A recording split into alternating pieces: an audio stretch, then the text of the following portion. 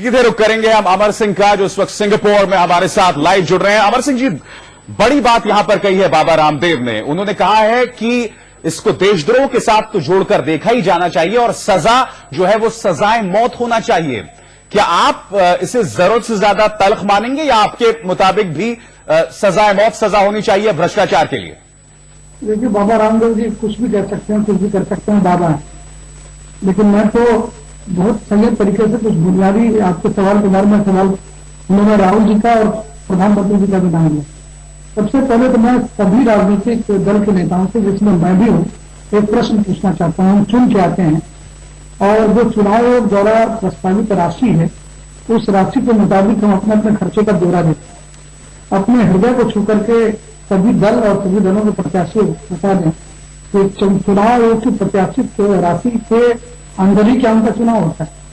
तो अगर लोकशाही और लोकशाही के मंदिर की, संसद की व्यवस्था की बुनियादी अगर भ्रष्टाचार से शुरू हो तो भ्रष्टाचार खत्म कहाँ? और जहां आप न्यायमूर्ति बालाकृष्णन की बात कर रहे हैं, मैं बहुत ही सम्मान के साथ कहना चाहता हूं कि पिछले दिनों भ्रष्टाचार का एक मामला विश्वास चतुर्वेदी जी की याचिका के साथ सुप्रीम कोर्ट में पहुंचा और उनका एक वीडियो कैसेट आया जो कि एक न्यूज चैनल ने प्रसारित भी किया, जिसमें स्पष्ट रूप से कहा गया कि जज जो मामला सुना है वो सजा देंगे और वो अवकाश के बाद उन्हें छट नहीं चाहिए। क्या मैं कोई आरोप नहीं लगा रहा हूँ, न्यायपालिका का मैं सम्मान करता हूँ।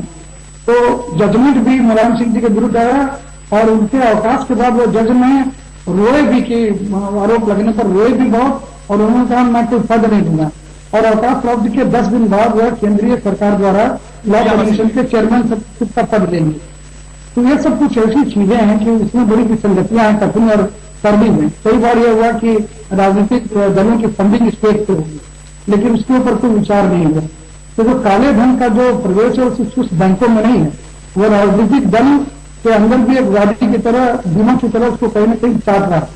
और दूसरी बात यह कि नरेगा की बात हो रही है और कहा गया कि नरेगा की वजह से जो कि गरीबों का बड़ा भला हो रहा है। तो स्वयं ग्रामीण विकास मंत्री जोशी जी ने विज्ञान भवन में राहुल गांधी जी की उपस्थिति में माना। पिछले दिनों प्रधानमंत्री जी का भी बयान आया कि अभी नरेगा को सफल करने में बहुत दिन लगेगा और बुंदेलखंड को लेकर के राजनीति हो रही है। मैं तो ये कहता हूं कि नरेगा की राशि कुछ दिनों के लिए क्यों, पूरे साल भर के लिए बुंदेलखंड के लिए कर दीजिए और दुगनी कर दीजिए, क्योंकि बोर्ड बनाना है। तो इसलिए एक से सर्व उपदेश कुशल बहुत है, ये कह देना बहुत आसान है कि मृत्यु दंड दे देना चाहिए। जो त्रासदी सबसे बड़ी ये है, मैं आपको यहां रोकना चाहूंगा, त्रासदी सबसे बड़ी ये है कि 1966 में संथानम समिति ने इन तमाम चीजों का जिक्र किया था।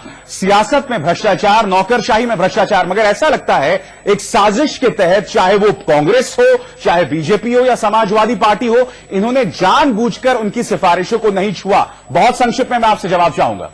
मैं इस बात से सहमत हूं और इसका सबसे बड़ा प्रमाण यह है कि कैश फॉर वोट, अभी पिछले दिनों सरकार को बचाने का एक मामला हुआ, उसके बारे में मुझसे ज्यादा कोई नहीं जानता जब मैं तुमको गड्डियां छुई।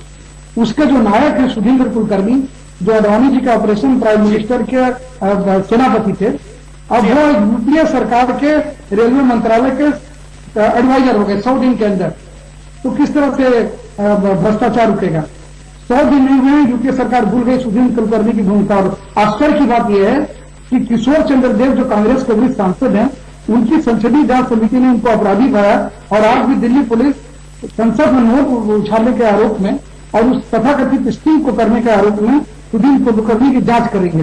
फिर भी वह यूपीए सरकार के एक बहुत। चलिए अमर सिंह जी, तमाम मुद्दों का आप यहां पर जिक्र कर रहे हैं। बुनियादी तौर पर जो यहां पर मुद्दा है कि इस राजनीतिक हमाम में तमाम लोगों को अपने कपड़ों पर देखने की जरूरत है, जो कि पूरी तरह से नदारद है।